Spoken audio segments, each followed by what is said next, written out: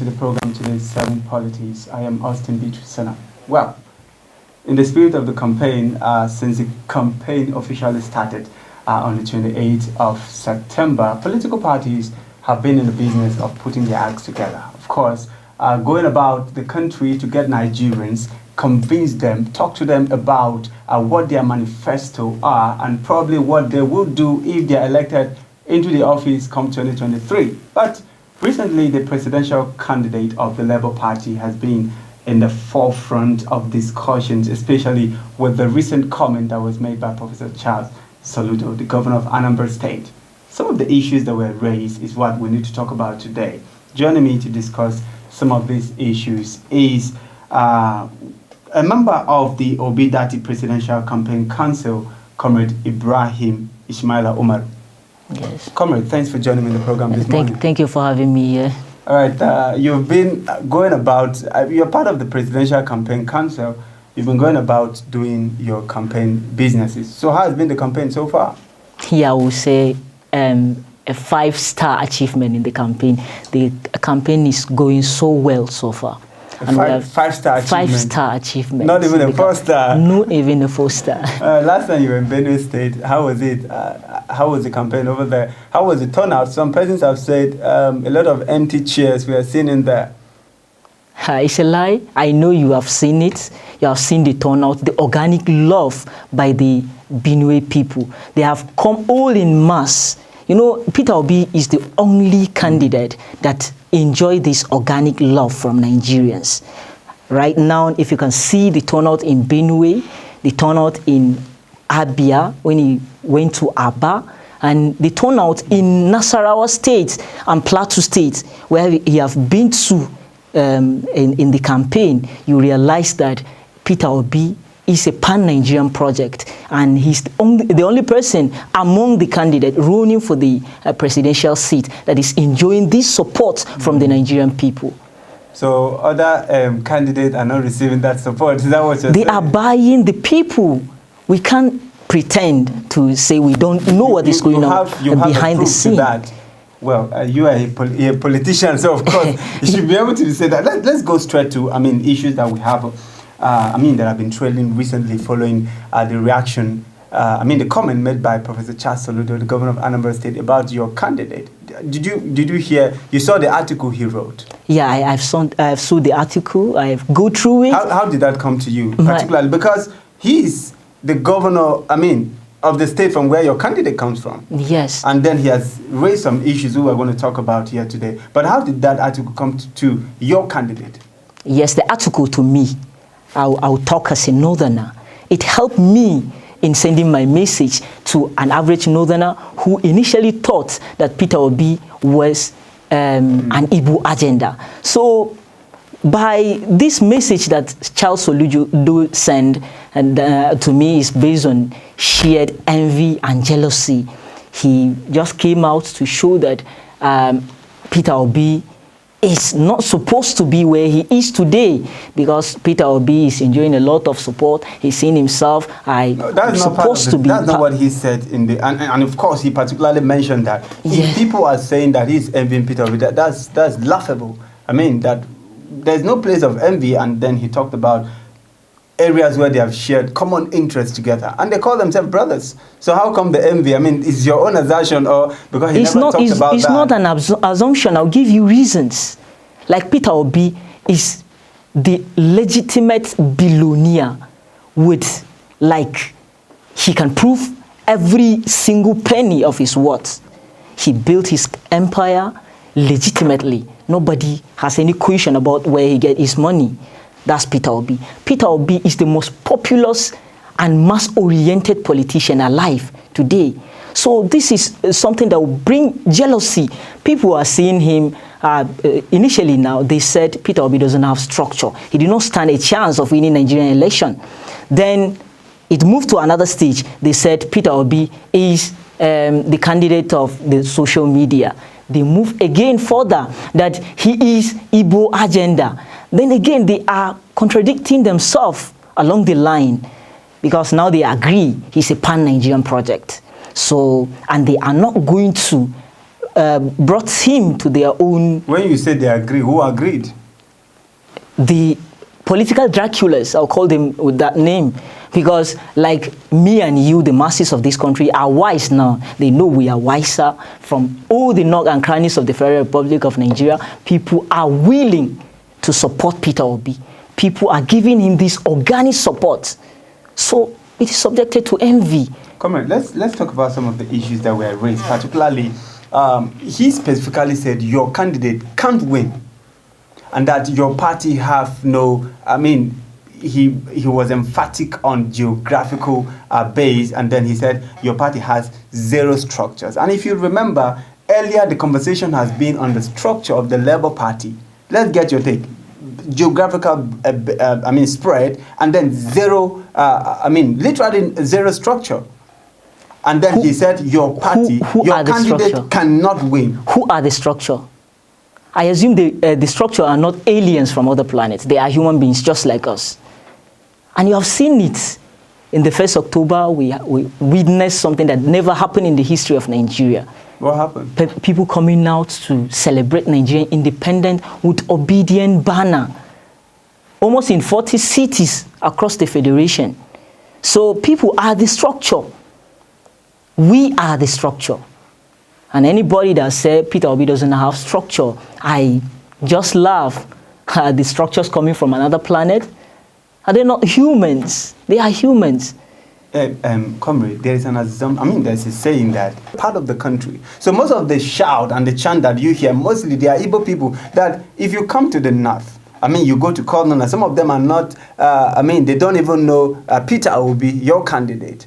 And then that is the basis at which Professor Charles Soludo is saying that your candidate cannot win. So the question is, how can you win? If you say he can win, then how? Is the question. The assertion is based on insinuation. They are insinuating that Peter Obi is not known by the Northerners because of their divide and rule system, the strategy they used before. And now Nigerians are wiser than they thought. We are wiser now. We can't be bought so easily.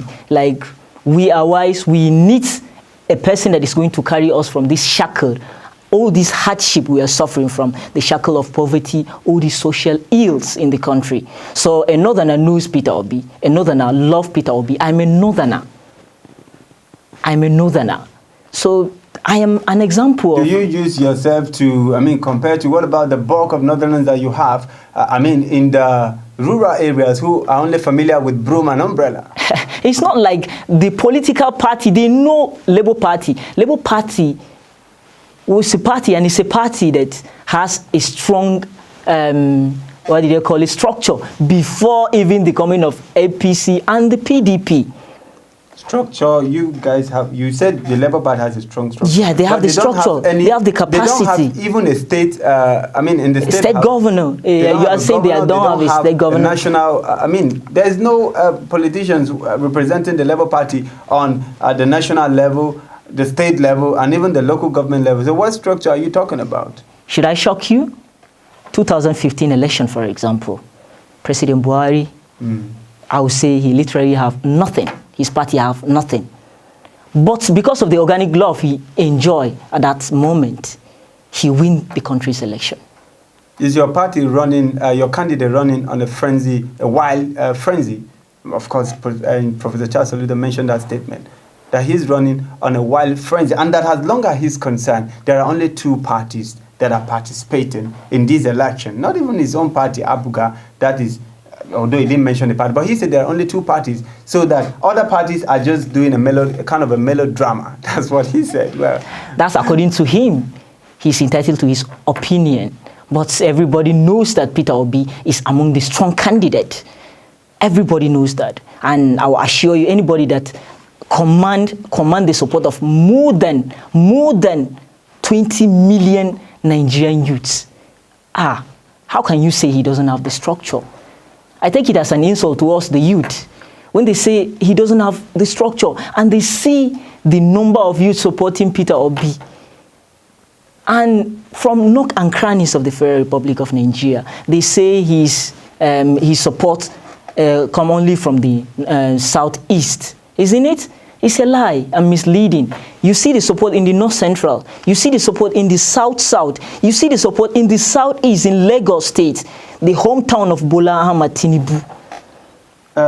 Comrade, let me bring your attention to the PDP, I mean APC, I beg your pardon, recently in their campaign in Plateau State. They say they have 42 million, in fact, they have 42 million registered members of the APC. That's what they said. 42 million registered members of the APC. And I remember last time when you did your official flag off of your campaign, Dr. Donyo Kupe said already the Labour Party has about 45 million voters. Yes. How come about that figure? Yes, because it's not all about like people knows what they want. Like Nigerians are not. No, do they have the figure on ground? They are not voting. Just assuming? No, it's not assumption. We have the figures on ground. There are strategic plans that I'm not going to disclose here on the media, but we have it on ground. We know the people that are going to be on the poll at that very day to cast their vote. They are on ground already. It's not based on assumption. We have them on ground. And even the members of the PDP, the members of the APC that are obedient, you know them. I know you know some of them. How do you convince people that, I mean, this is Professor Charles Soludo coming out, who knows your, your governor in total, that's your candidate, and then from the same region with your candidate, coming out to say some certain things, I mean, not even supporting him. And then you have some of Igbo elite who are from the same region with him, but they don't even support him. How do you convince Nigeria to accept your candidate? I mean, considering some of the back and forth and some things that have been said about him. That's why I'm saying Peter Obi is a project for us, all the poor and vulnerable in the country, because he is the only person that stands for our own interests. He stands for our interests. He's trying to liberate us from this conniving elite. Is Peter Obi trying to gain popularity? I mean, just popularity? No. We are coming to win election, and you have seen it. You have seen it in different parts of the country. In Kaduna, for example, during the 1 million march for Peter Obi, the governor of Kaduna State stopped them from doing inside Kaduna, but they did it in Zaria. And you see the organic love shown by people in Kaduna State. Comrades, let's just quickly tackle before we round up the program. The recent, poverty rate index that was projected by the United Nations, about 133 million Nigerians are living in poverty. Now, these are questions that raises concern, and your candidate is, if he assumes office, how is he going to tackle this issue? I mean, bringing Nigeria pragmatically away from poverty into reality and, of course, a sustainable livelihood. Yeah, the simple answer I'll give you is from consumption to production nation. And he did it before in Anambra State. Anambra State's now poverty rate is less than 14%. So 14%. But Soludo has come out to say almost even the investment they talked about is almost worth nothing. The investment that he did in Anambra State. Yes. He is the person that paved a way for any governor in Anambra State. Before the coming of Peter Obi, there is no even a secretariat, state secretariat in Anambra State. Is your candidate an autocrat? I mean, considering the fact that when he was governor, there was no local government election that was conducted for the period of 8 years he was a governor. Don't you think he's an autocrat? I mean, some persons have come out to say, why stopping the natural flow of democracy? Is he not going to replicate that in Nigeria? He isn't going to replicate. You need to know the reasons behind not having that election at the time. There is insecurity issues that he inherited from his ancestor, So he need to tackle that insecurity before going for any election for local government. And he did it immediately after he tackled that insecurity problem. Right, just a few 30 seconds. Tell us, your supporters of your party have always been accused of this abrasive kind of nature. Intolerance. Why are you people like that? And maybe probably you can tell Nigerians and also advise your supporters maybe not to, according to the statement of Soludo, intolerant and then attacking anybody who tried to dissent from their own ideology. Just in few words, just talk to Nigerians about that. Your party supporters are being accused of being abrasive, intolerant. Why is that? We are not intolerant.